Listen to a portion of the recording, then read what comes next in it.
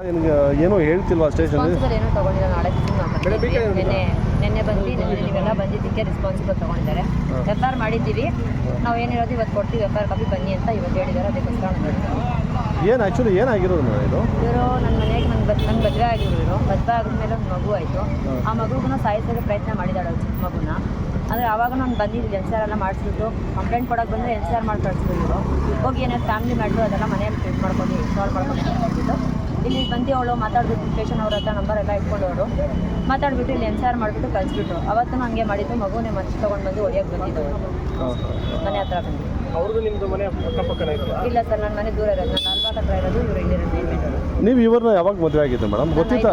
5 ವರ್ಷ ಆಯ್ತು. ಗೊತ್ತಿತ್ತು ಅವ್ರು ಇನ್ನೊಂದು ಮದುವೆ ಆಗಿದ್ದಾರೆ? ಮದುವೆ ಆಗಿದೆ ಅಂತ ಗೊತ್ತಿತ್ತು. ಇವರಿಂದ ಮಿಸ್ಅಂಡರ್ಸ್ಟ್ಯಾಂಡಿಂಗ್ ಆಗಿ ನಾನು ಮದುವೆ ಆಗಿದೆ.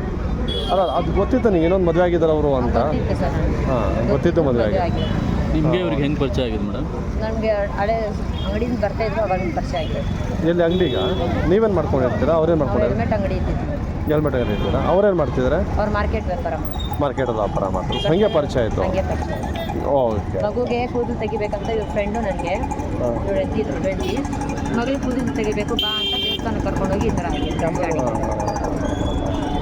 ಅಲ್ಲ, ಮೊದಲ ಹೆಂಡತಿಗೆ ಮಕ್ಕಳಿದ್ದಾರಾ? 4 ಮಕ್ಕಳಿದ್ದಾರೆ ಅವರು. ಓಕೆ. ನಿಮಗೂ 4? ನನಗೂ 4 ಮಕ್ಕಳಿದ್ದಾರೆ.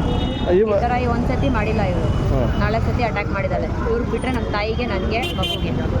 ನನ್ನ ತಾಯಿಗೂ ಅಟ್ಯಾಕ್ ಮಾಡಿದ್ದಾಳೆ. ನನ್ನ ತಾಯಿನೂ ಕಾಟನ್ ಪೇಟೆ ಸ್ಟೇಷನಲ್ಲಿ FIR ಎಲ್ಲ ಮಾಡ್ತಿದ್ದಾರೆ. ಮೊನ್ನೆನೂ ಒಂದು ಸತಿ CCTV ಹತ್ರ ಅಟ್ಯಾಕ್ ಮಾಡಿದ್ದಾಳೆ. ಅಲ್ಲೋ ಕಂಪ್ಲೇಂಟ್ ಕೊಡೋಕೆ ಹೋದರೆ ಹೋಗಿ ಇದೇ ಆಯ್ತು ನಿಮ್ಗೆ ಅಂತ ಕಾಟನ್ ಪೇಟೆ ಸ್ಟೇಷನ್ ಅವರು ಕಳಿಸ್ಬಿಟ್ಟು ಸ್ಟೇಷನ್ ಅವರು ಅರೆಸ್ಟ್ ಮಾಡಿಲ್ಲ. ಆಡ್ಗುಲ್ ಸ್ಟೇಷನಲ್ಲೂ ಕಂಪ್ಲೇಂಟ್ ಆಗಿ FIR ಆಗಿದೆ ಅವಳ ಮೇಲೆ.